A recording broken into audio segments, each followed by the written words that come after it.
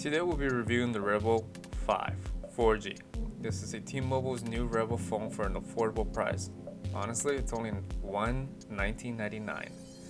And it runs on T-Mobile's network, and you could pick one of these devices up either at T-Mobile or Metro by T-Mobile.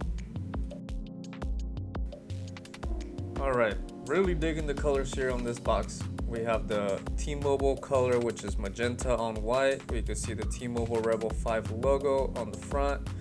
Looking at the box, I mean, this is quite a hefty box for a 6.52-inch phone. Really not that heavy either. Once again, we can see the T-Mobile REVVL V logo on the top. If we scan through the information here on the box, we could see something about the frequency that it runs on, any aid compatibilities, and then some updates of the OS that they've made.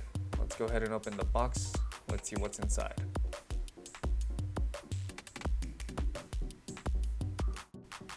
Alright, lifting this up, and we can see that it does come with a nice little packaging. Once again, the T-Mobile REVVL V is on it. Covers the phone nice and protects the screen so it doesn't scratch as we open it. Now we look at the camera here. Jump to the front camera. We have a 5-megapixel front-facing camera.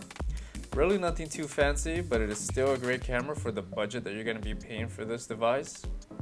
When we look at the back of the device, we see the REVVL V 4G has a 13 megapixels on the top rear and a 2 megapixels on the main rear. Again, for what you're paying on this device, you're getting an AI dual camera. I do like the look of the device, but this plasticky feeling, not so much. Now let's check out the side. We have two buttons. We have the power button here. Nice magenta color, again representing T-Mobile's brand.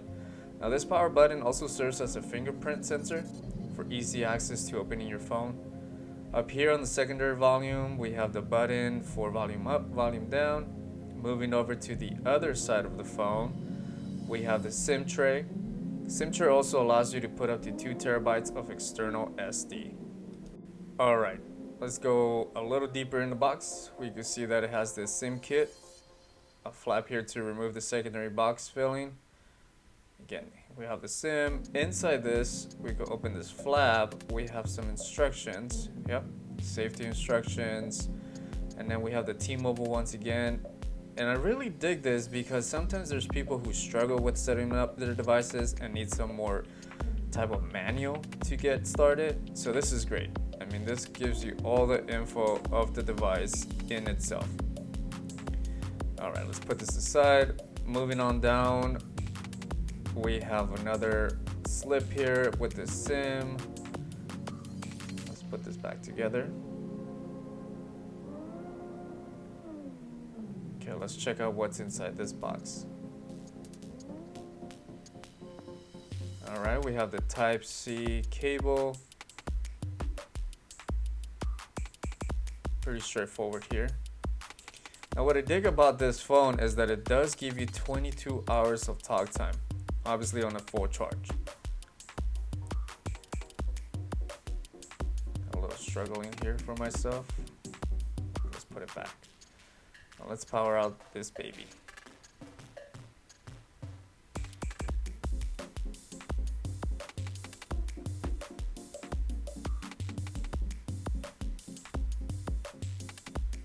I mean, this is taking a little while, so let's put this box back.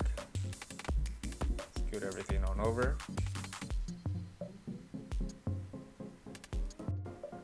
Alright, let's continue to wait here for this phone to boot up. Hopefully it doesn't take too long. Being patient sometimes can be hard, especially when it's a new out-the-box phone. Hopefully it loads this year, however.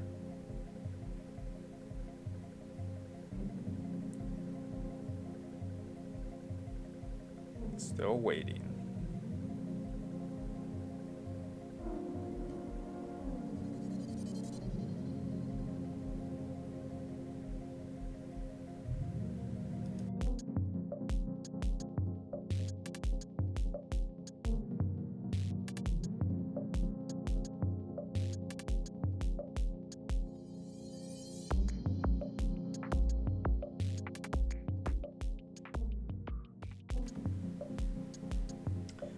I'll grab some tea while we wait for this thing to load up.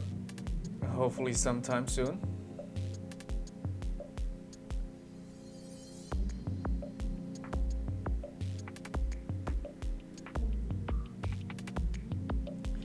Alright, I feel it in my bones that it is now coming on to start.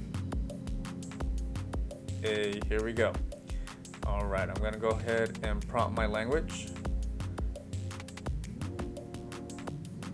I'm gonna skip here since I don't have any data connection. I don't want to connect it to Wi-Fi. Obviously, if this is your first time and you plan to purchase the device, I recommend taking your time on these steps.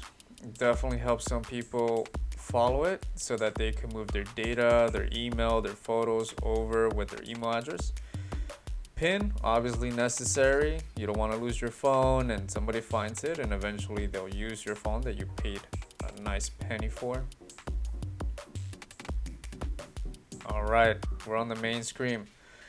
Honestly, I'm surprised here that I don't see any bloatware from either T-Mobile or Metro.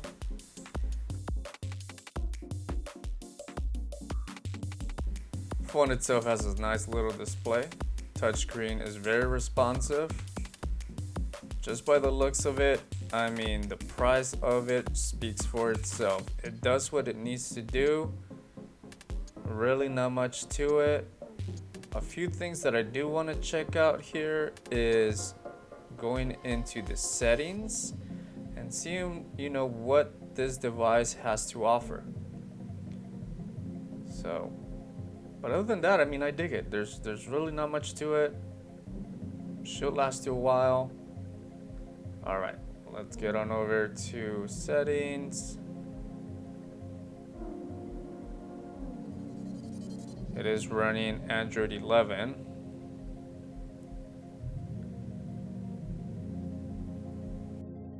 But the most important thing for anyone is really, if I'm gonna pay what I'm gonna pay for this device, is the storage, right? I can see here that going into the storage, this out-the-box device has already used 9.41 gigabytes, which is 29% of the device already, on simply system.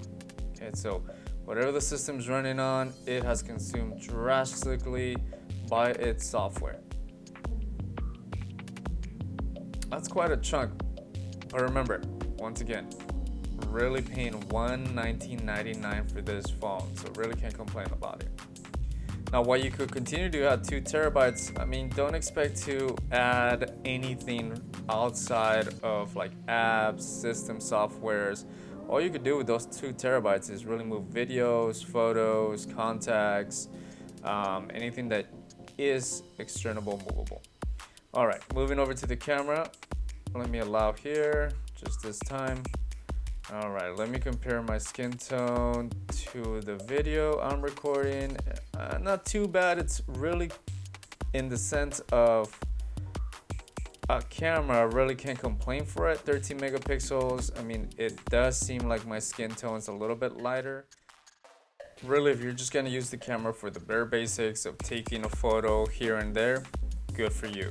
If you expect to take 4K quality photos, not the device for you. Okay, I'm gonna go move over to the battery. One thing that I really like about this device, and I don't think anyone has really thought about this, is sharing your battery with another device. Now, to some people it's like, well, my battery is my battery. Why would I want to share this device to another one? I mean, if you're a good friend, why not? So I have a Moto G Power here. Let's say my battery has 78% like you can see here, and the Moto G Power is only like at 2%. Well, I could share from this battery all the way to this Moto G Power and give them some power so that they could do whatever they need to do. So I really think that's cool. There are other devices out there that are starting to do that now, but at the end of the day, this battery is only going to last you for 22 hours talk time. So if you're going to be sharing with other devices, it's kind of a hit or miss on how you use it.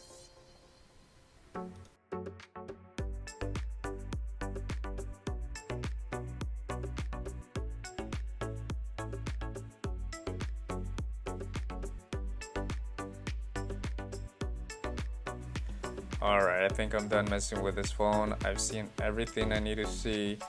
Obviously, if you plan on purchasing this device, it's up to you to do a little more research. I've gone ahead and given you the details of this device, what I think about it. Do I dig it? Yep, I give it a solid 6 out of 10 for what it needs to do. Are there other phones out there which you could get? Obviously, yes. For the price, really good phone. Alright, let's put this thing back in the box. And we are all set here. Cheers, guys. Have a good one. Thanks for watching.